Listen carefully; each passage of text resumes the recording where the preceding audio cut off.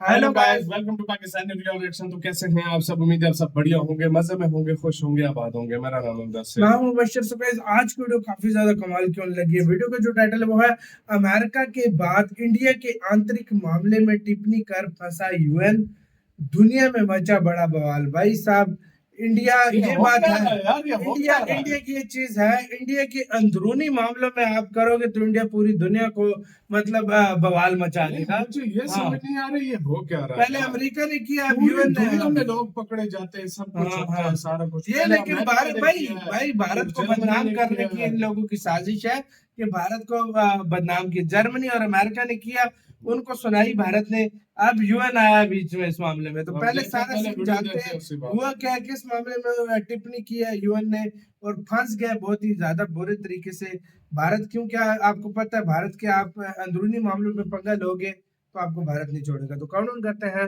3 2 1 and start.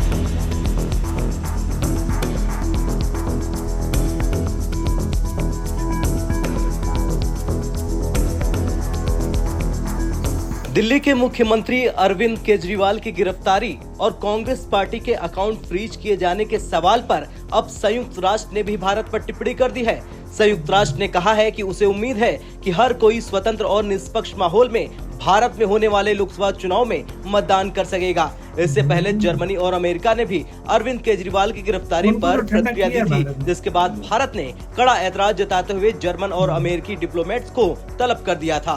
Arvind Kejriwal की गिरफ्तारी और कांग्रेस पार्टी के बैंक अकाउंट फ्रीज किए जाने को लेकर पूछे गए सवालों का जवाब देते हुए संयुक्त राष्ट्र के महासचिव एंटोनियो गुटेरेस के प्रवक्ता स्टीफन ने कहा कि इसकी उम्मीद है कि भारत में अन्य चुनाव वाले देशों की तरह राजनीतिक और नागरिक अधिकार सुरक्षित रहेंगे, जिससे हर कोई स्वतंत्र और निष्पक्ष माहौल में मतदान करने में सक्षम हो।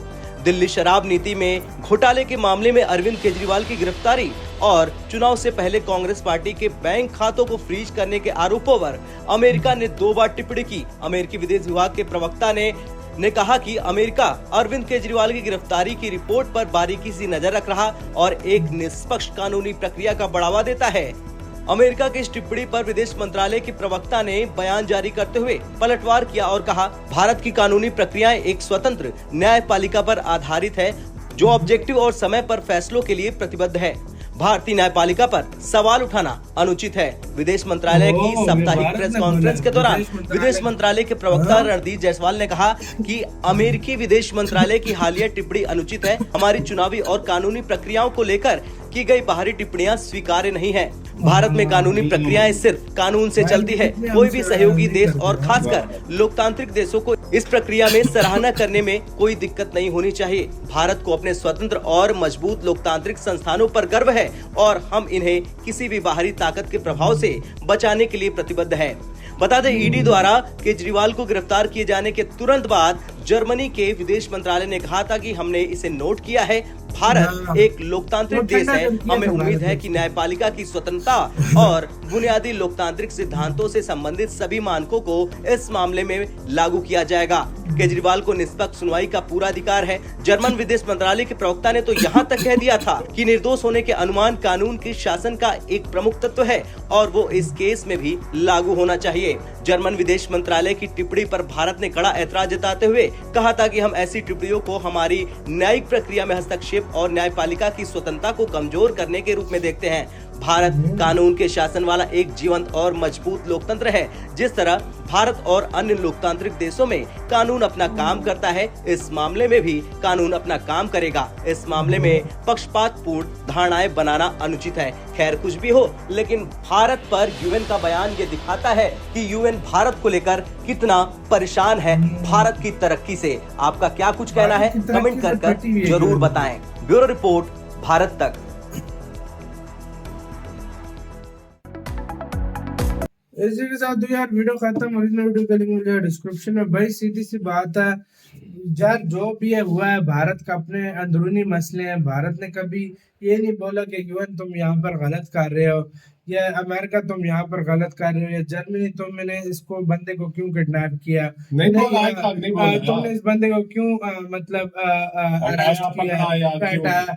भारत ने आज तक ये कुछ नहीं बोला। बेशक देखो, भारत क्या पीस लविंग कंट्री है, तो उसका ये मतलब नहीं कि भारत जो करे उसमें तुम लोग अपनी नाक उसेड़ दो। हाँ? अच्छा, मुझे ये समझ नहीं आ रही यार, देखो अगर कड़ियों से कड़ियां मिलाओ ना, ये काफी टाइम से मैं यूएन तो एक काफी टाइम से काफी- भारत के पीछे लगा है। ये तो केजरीवाल एक मतलब उनको एक और बहाना मिला है, नहीं तो वो देखा जाए यूएन पिछले 2 सालों से भारत के पीछे लगा है, अलग अलग भारत के ऊपर इल्जाम लगाता है। और पिछले पता है दिनों क्या हाँ।